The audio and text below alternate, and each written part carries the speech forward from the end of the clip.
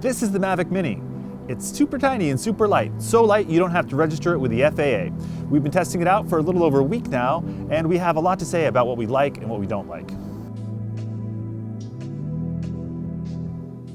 The more time I spent flying the Mavic Mini, the more I liked it and its tininess. But I also noticed what was missing from this little package.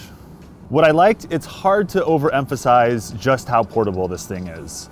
It folds up into something that's about the size of two smartphones stacked on top of each other, and you can fit it even in a small jacket pocket. I also loved how simple the new DJI Fly app is. It was built just for the Mavic Mini, and it's a simplified version of the other DJI apps. You can really just plug your phone into the controller and start flying and shooting without needing a lot of technical knowledge about how cameras or drones work.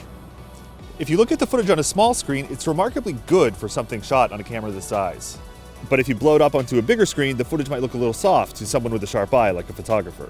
But I really should say, with the 3-axis gimbal, we got some remarkably steady shots, we got some really dramatic footage, and altogether the camera experience was better than expected. Now, let's unfold this bad boy and get a look at its components. The first thing to notice is that there's no real obstacle avoidance here. This might look like sensors for obstacle avoidance like on the regular Mavic Pro, but they're really just for decoration. There are a couple sensors on the bottom, but these are really just to help you take off and land. Now, when it comes to controlling the Mavic Mini, we also noticed that it struggles a little bit in strong winds. We got the strong wind warning alert almost the whole time we were flying on what was, a windy day, but we did notice that it wavered a little bit. The Mavic Mini does have GPS-powered stabilization, so it should stay in one spot. Still, it's very light.